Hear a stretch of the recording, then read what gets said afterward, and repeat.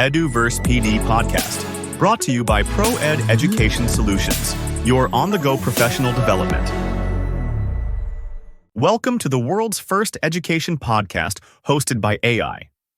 In today's episode, our dynamic AI co-hosts, Andy and Liz, are diving into the ever-important topic of classroom management. They'll be unpacking key insights from The Secret of Class Management. Lead with Authority, Teach with Engagement, an article by Tom Sims featured in the latest EduVerse Newsletter, issue 16.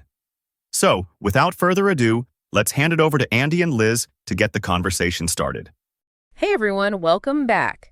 Today we're diving into something I know a lot of us think about, especially this time of year, and that's classroom management. Oh, yeah. We're taking inspiration from educator Tom Sims and his article, The Secret to Class Management. And Sims, he's got this incredibly diverse background. Yeah. Traditional schools, bustling language centers, even the wild, wild west of online learning. We're talking adapting to different environments big time. He's seen it all, and he breaks it all down, this whole classroom management thing, into three core elements: authority, consistency, and engagement. Now, I don't know about you, but when I hear authority, I'm picturing like the strict teacher with the booming voice laying down the law. But Sims, he kind of paints a different picture, doesn't he?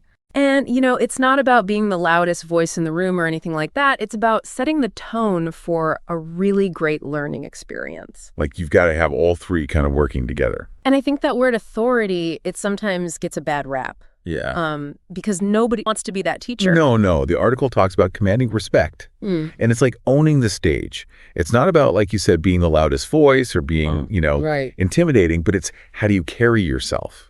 And that can be, how you dress, how you're standing, your tone of voice, all of that plays into that. It's funny because it's like, dress for the job you want. Right. Yeah.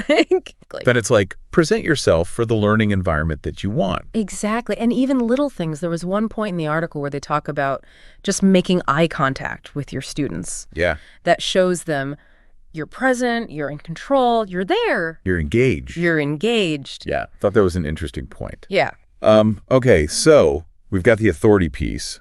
Let's talk about the rules and routines, because the article really stresses that as like a backbone. Oh, for sure. For having an effective learning environment. Yeah. It's not enough to just like have them written somewhere. Right. You have to set aside time to like drill them. And I know that sounds a little intense, right? We're not talking about like boot camp. What we're talking about is like at the beginning of every year, spend the time, lay that foundation, and then revisit it. So maybe it's the first, week of school, you're really, hitting it hard, and then you revisit those concepts, as the semester goes on. So it's not just like, here are the rules. Remember, guys, raise your hands. It's like, okay, let's take 5 minutes and actually practice. What does it look like if you need to get up to sharpen your pencil? What does it look like if you have a question? Yes, and even taking it a step beyond that, the article talks about having these concept questions. Yeah. So it's not just don't shout out, but like, what happens when we all talk at once? Oh, I like that. Can we hear each other's ideas? All right. Can we, respect everybody's opinion? It's going deeper. Exactly. Instead of like, because I said so. Right. It's like, let's all agree that this is why this makes sense. Exactly. Yeah, I like that. Okay, so we've got authority. We've got routines and rules clearly established and practiced. And that kind of segues into, I think, the elephant in the room, which is discipline. But we're not talking about, scary discipline. We're talking about creating a learning environment where distractions are minimized. Everybody feels safe, respected, heard. And that's really what this article stresses, which I appreciated, that positive spin. Absolutely. Yeah. And actually, you say positive spin.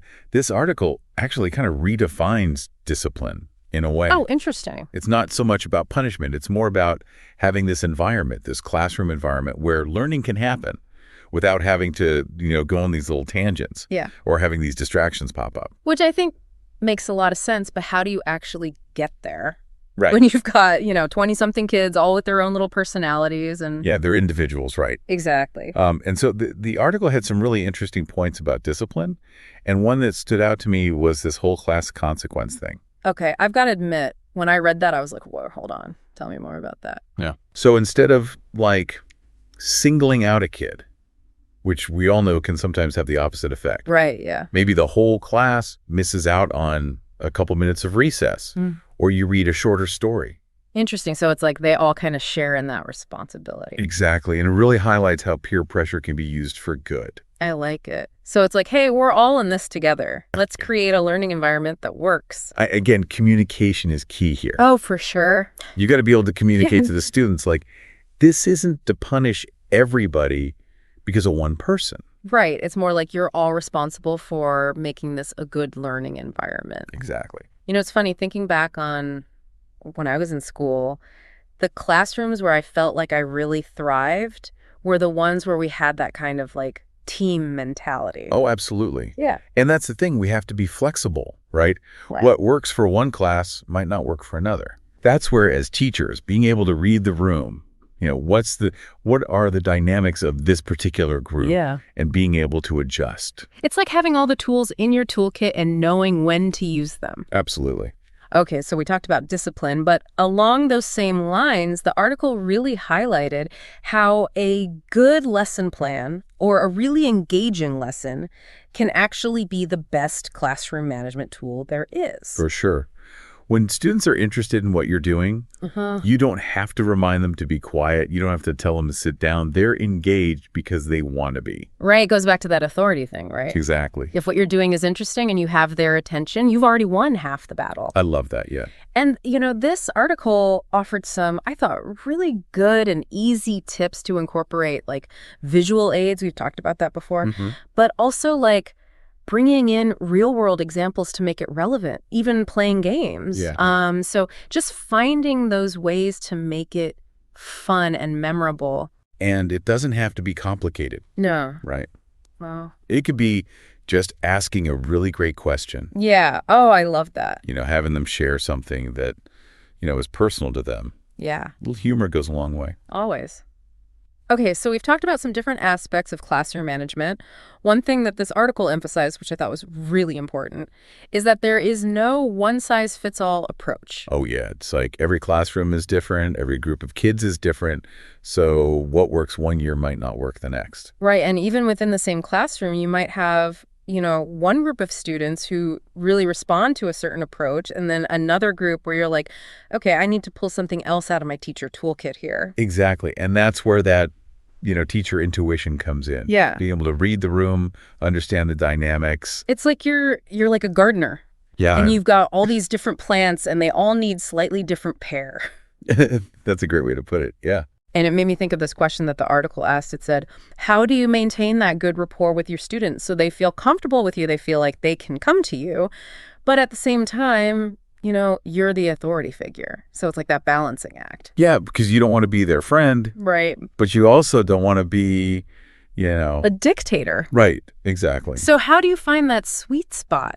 It really is a dance. And I don't know if there's like a perfect answer. It's something that as teachers, we're constantly kind of figuring out as we go. Yeah.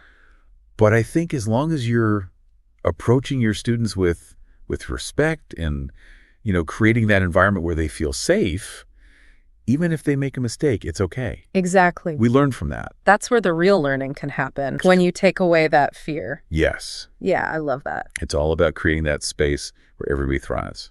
Well said. And we've covered a ton today, from the importance of a teacher's presence to why consistency is so crucial, and even how to make learning fun. We really have. And for me, the biggest takeaway from all of Sim's insights is that effective classroom management, it's not just about, keeping the noise level down or making sure everyone stays in their seat. It's way bigger than that.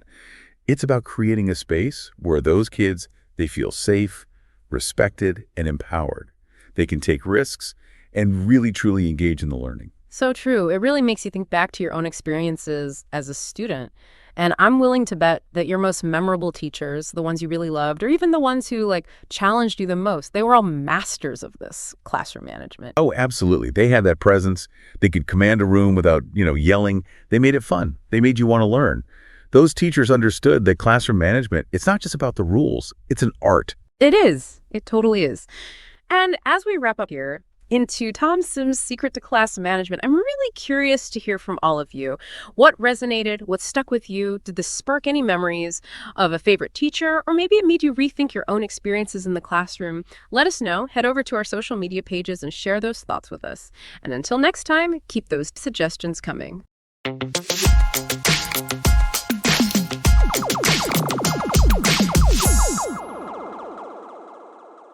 What a great conversation, Andy and Liz. Thanks for breaking down those valuable strategies for effective classroom management. If you're interested in reading the full article, The Secret of Class Management, Lead with Authority, Teach with Engagement by Tom Sims, you can find it in EduVerse Newsletter, issue 16. Just head over to www.proed.com.vn/eduverse to download it. And don't forget, if you have ideas or practices you'd like to share, we'd love to hear from you. Submit your articles on the EduVerse website and join the global conversation. Well, we hope you enjoy our episode today, and we can't wait to welcome you again in our next episode on EduVerse PD Podcast, brought to you by ProEd Education Solutions.